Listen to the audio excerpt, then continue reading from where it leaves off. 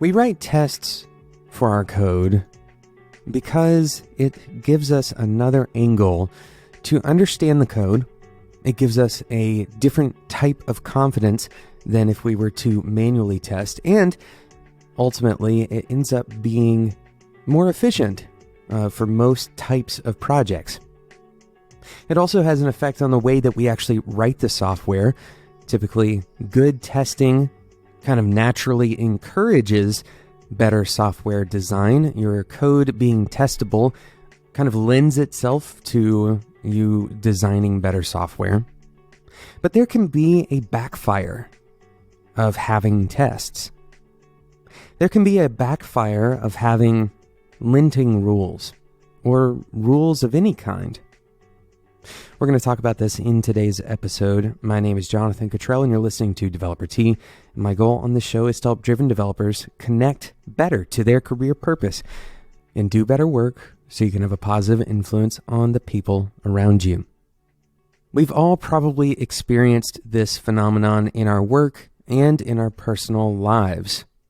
The concept is very simple. When we write tests, or when we wear a seatbelt, when we do anything as a precaution to avoid some kind of danger, we have a new way of looking at the situation. Our perspective shifts a little bit. We don't add these things naturally to a long list of protections against some danger. Our more natural response is actually kind of the opposite. We tend to be riskier in other areas. This phenomenon is called risk compensation. It's also known as the Peltzman Effect. The basic idea is when you engage in some behavior to avoid risk, to protect yourself, you're likely to engage in some other behavior that is risky that you otherwise may not have engaged in. The idea is that you're kind of balancing out your risk. For example, a person may be more likely to speed when they're wearing their seatbelt than when they're not wearing their seatbelt. This is not entirely dissimilar to the concept of moral licensing. The concept is simple. You do one good thing to earn the opportunity to do one bad thing. Now, good and bad are very loose terms, but you could imagine that you eat a salad for lunch, and so you feel that eating pizza and ice cream for dinner is okay because you've kind of bought yourself that license.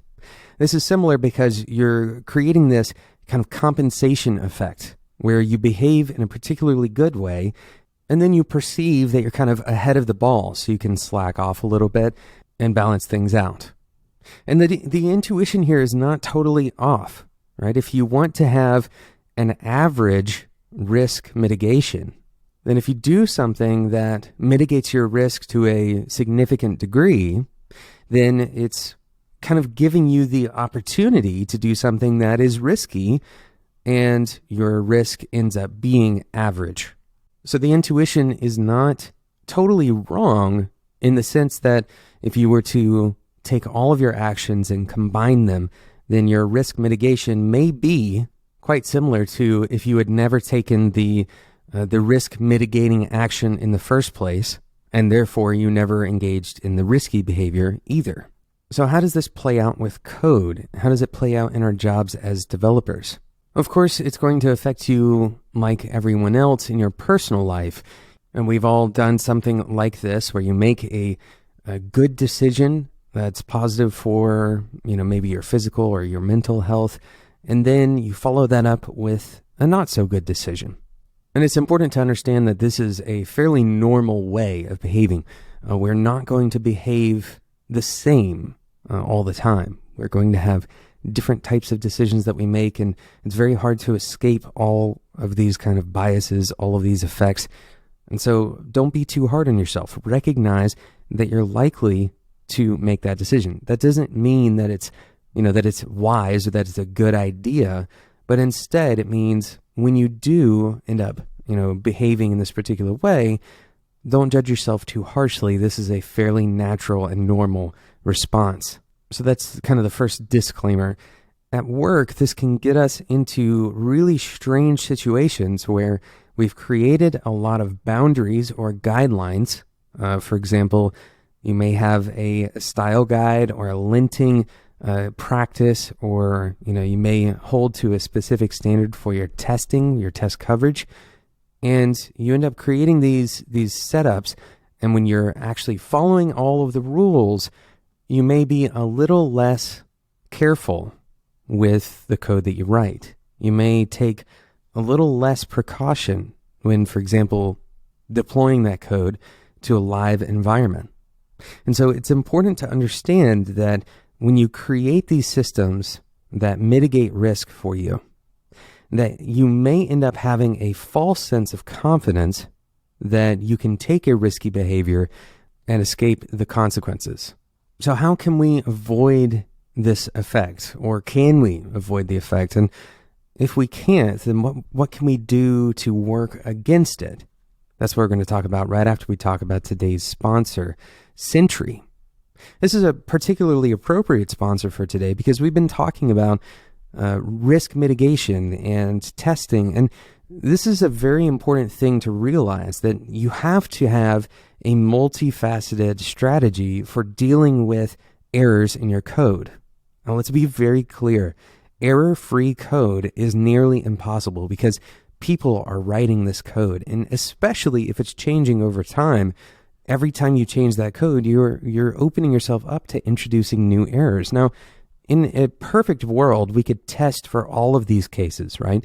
We can cover every use case and make sure that our code is, absolutely airtight. But we can't cover every scenario because humans are pretty bad at writing tests, not just because we are lazy naturally, and not just because we can't think of every scenario, but also because we can't anticipate the weird ways that people are going to use our software.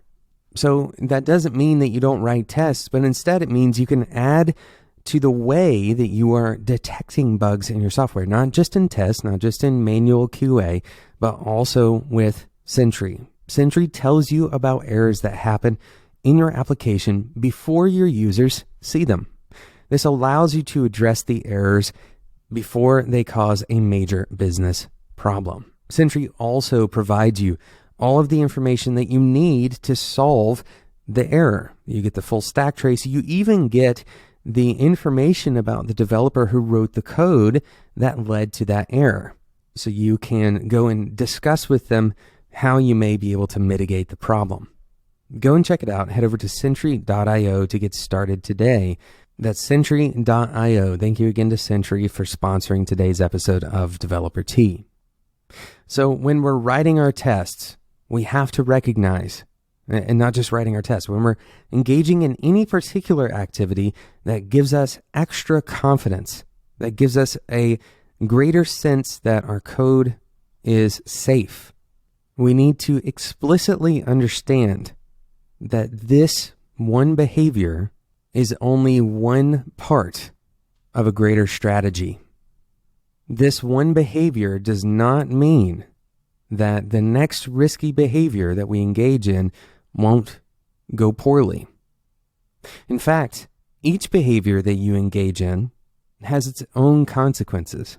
So very often those tests that you write have very little to do with the risky behavior that you might engage in, perhaps on another project altogether.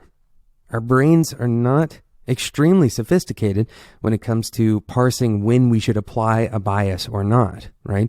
This idea is why we can carry a mood from one situation to another one.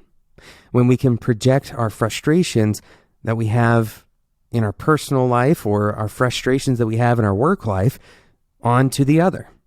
So this presents kind of a dangerous situation where your testing and confidence that you have in one project may give you a false sense of risk mitigation on another project. And this can happen interpersonally as well. Let's say, for example, that you are a manager And you know that having a really positive one-on-one or having a really good review from the people that you manage, that's a good mark, right? It's a high indicator that your risk is low for any kind of negative event to occur. And so you may be tempted to, for example, skip the next one-on-one. And this isn't because you're trying to act in detriment to the people that you manage. Instead, this is your brain playing kind of a trick on you.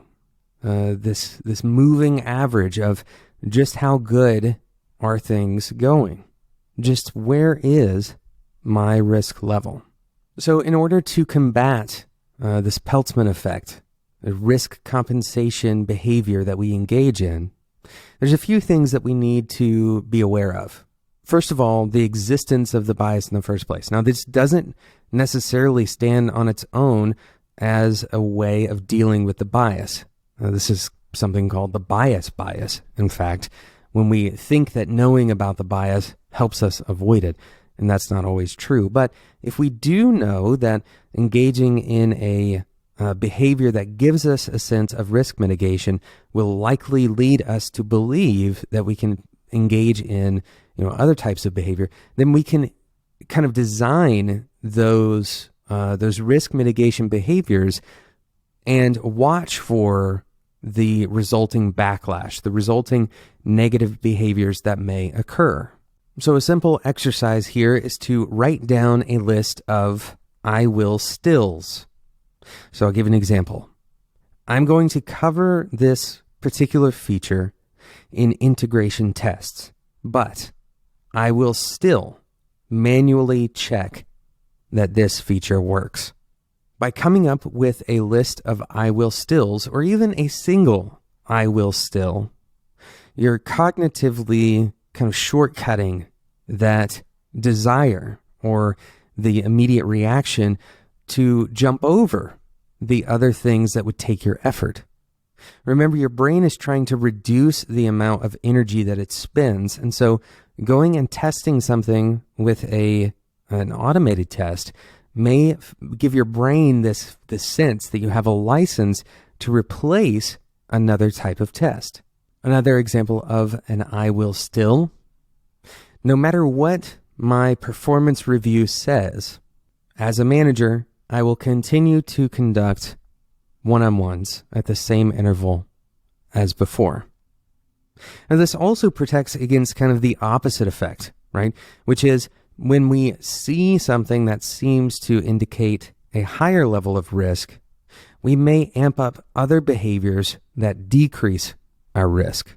And the reason this can become problematic is the same kind of imbalance reason that the Peltzman effect can become problematic, and that is going to the extremes on either end. If you go to the extreme on trying to mitigate risk by having one-on-ones every other day, well, now that's an excessive situation, right? You start having these other types of trade-offs, and even though your risk of, for example, a lack of communication, even though that risk goes down, other types of risks may go up. This is especially important to think about. This list of I will stills is particularly important to think about when you are creating a common practice that your teams share. For example, if you are, and we're doing this actually right now at Clearbit, we're implementing some shared practices of linting our code. If you implement these shared practices, this is a perfect time to identify that these practices are not taking the place of other good practices. Enforcing one policy, enforcing some kind of shared practice can backfire and have a net negative effect. This isn't common, and so you should still continue to develop shared practices. You should still continue to, for example, have a shared way of linting your code, most likely, because the benefits usually outweigh the costs. They usually outweigh those risks. But in order to gain those maximum benefits out of any of these kinds of changes that you make, any of these improvements, and mitigation behaviors that you engage in, it's important to start with that in mind, that I will still list. Thank you so much for listening to today's episode of Developer Tea. Thank you again to Sentry for sponsoring today's episode. One of the ways that you can mitigate risk on your projects is by setting up Sentry so you can see errors before your users do. That saves you time, money, and a lot of frustration. Head over to Sentry.io to get started today. Developer Tea is a part of the Spec Network. If you haven't checked out the Spec Network and you're a developer or a designer or somebody who's interested in creating digital products, even if it's not your career, I encourage you to go and check it out. Spec.fm. This is the place for designers and developers to level up. Today's episode was edited and produced by Sarah Jackson. Sarah does such an excellent job. Thank you so much for listening, and until next time, enjoy your tea.